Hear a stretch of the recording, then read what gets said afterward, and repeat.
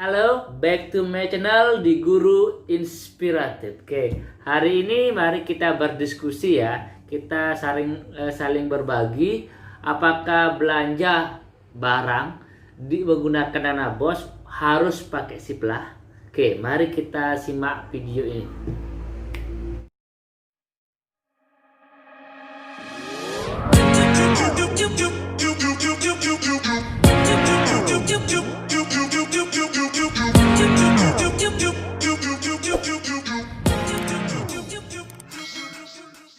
Oke, baik, terkait dengan apakah belanja dana BOS wajib pakai Siplah, kita akan buka dulu ya. Kita akan buka aturannya.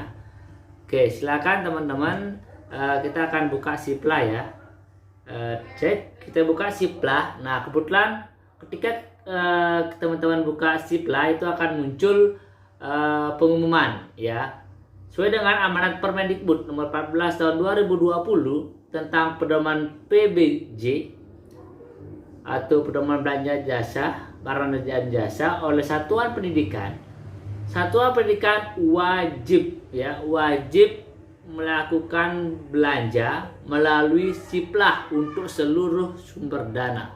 Maksudnya sumber dana itu baik itu reguler, mungkin silpa ataupun afirmasi atau kinerja, itu wajib menggunakan Siplah. Yang kedua, transaksi pembelanjaan melalui Siplah tidak dibatasi besaran nilai, perbedaan ada pada tahapan belanja. Itu pun yang kedua. Terus yang ketiga, user Dapodik terkait dengan bagaimana mengakses akun ke Siplah itu saya akan jelaskan di akhir video ya, bagaimana cara membuat akunnya. Terus yang ketiga, Siplah memfasilitasi pembelian buku dan SK kelayakan yang diterbitkan setelah tahun 2015. Sehingga sekarang untuk harga buku sudah dipatok ya, tidak lagi ada agen-agen ataupun penyedia buku yang harganya bervariasi ya. Semua penyedia itu udah ada aturan terkait dengan harga buku, sehingga tidak ada lagi permainan tentang buku ini lebih mahal dan sebagainya ya. Itu aturan tentang Siplah, sehingga sekolah wajib menggunakan Siplah. Nah, ada pertanyaan tadi banyak masuk di komentar saya itu seperti ini. Nah, saya sudah belanja langsung tanpa melalui Siplah, apakah boleh? Oke, kita akan buka aturannya ya. Kita akan buka aturannya itu Permendikbud nomor 14 tahun 2020 ya. Nah, saya akan melangkah ke pasal 16-nya. Nah, teman-teman bisa baca sana ya. Penetapan penyedia sebagaimana yang dimaksud dalam pasal 14 ayat 1. Nah, yang dimaksud yang ini ya, 14 ayat 1 ya, ini penetapan penyedia dimaksud dalam pasal 11 huruf B meliputi pemilihan atau penetapan calon penyedia dan pembuatan kesepakatan pengadaan. Yang kedua, penetapan penyedia sebagai maksud dalam ayat 1 dilakukan oleh pelaksana berdasarkan dokumen perencanaan PBJ Satuan Pendidikan. Nah, itu sehingga dalam pemilihan calon penyedia kita kan milih-milih gini, milih-milih toko mana yang akan kita pilih. Nah, itu wajib menggunakan Siplah kan. Nah, terus dalam pasalnya ini disebutkan bahwa pasal 15 juga diatur bahwa Siplah itu dikelola dan dikembangkan oleh Kemendikbud. Sekarang kita udah memiliki pasarnya, kalau kita sebut ini pasarnya pendidikan, sehingga tidak lagi kita keluar jalur untuk beli barang, kita udah disediakan pasarnya di dunia pendidikan, khususnya penggunaan dana BOS ya, sehingga teman-teman wajib menggunakan Siplah. Nah, pertanyaan tadi apakah bisa menggunakan belanja langsung gitu, kita lihat pasal 16 ya. Dalam pasal 16 disebutkan bahwa penetapan penyedia sebagaimana maksud dalam pasal 14 ayat 1 dapat dilakukan secara luring. Luringnya pernah di luar jaringan ya. Kalau saya kan daring dalam jaringan. Kita pakai Siplah ini jaringan. Namun kita bisa melakukan secara luring jika, nah ada penekanan ya, jika apa? 1. Terdapat gangguan teknis penyelenggaraan Siplah. Artinya dalam aplikasi ketika teman-teman buka Siplah itu error, sehingga teman-teman nggak bisa pakai Siplah itu. Ya, itu boleh belanja langsung. Atau yang kedua, itu satuan pendidikan tidak memiliki koneksi internet untuk mengakses Siplah. Artinya pada saat Bapak Ibu belanja itu internet down atau internet itu rusak, sehingga teman-teman bisa belanja langsung. Sehingga jika ada pertanyaan tadi, apakah bisa? Bisa, tapi dengan 2 poin alasan ini. Sehingga teman-teman jika udah belanja langsung, ya alasannya cuma ini aja yang dipakai. Kenapa bisa belanja langsung? Itu karena mungkin saat itu internetnya rusak dan sebagainya. Ya, tapi usahakan teman-teman kalau belanja, apalagi belanja modal ya, belanja modal itu usahakan pakai Siplah dan wajib pakai Siplah. Ya, karena itu sangat riskan ketika kita tidak pakai Siplah. Kecuali yang di daerah-daerah yang terbelakang, mungkin daerah-daerah yang tidak ada jaringan internetnya, sehingga mereka boleh belanja langsung. Boleh, pasti boleh. Karena kenapa? Karena ada di poin 16 ini, pasal 16 itu dimungkinkan teman-teman itu belanja langsung, namun dengan 2 alasan: Siplah bermasalah, atau yang kedua jaringan internetnya bermasalah. Nah, terus ada juga poin yang sangat bagus teman-teman, bahwa kita sekarang tidak perlu memberikan penyanding ya. Penyanding itu tidak perlu lagi.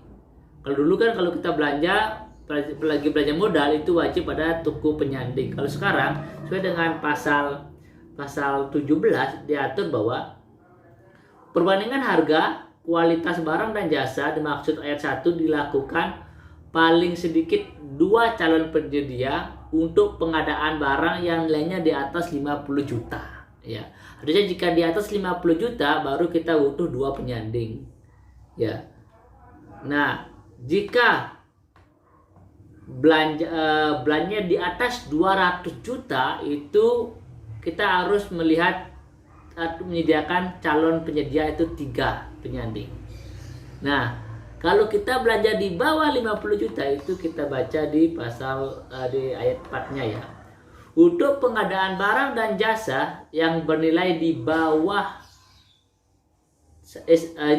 atau sampai dengan 50 juta itu tidak wajib melakukan atau dilakukan perbandingan harga dan kualitas barang dan jasa. Seperti itu. Sehingga tidak wajib ya untuk melakukan penyandingan. Namun dalam ayat 5-nya dijelaskan bahwa karena tidak ada perbandingan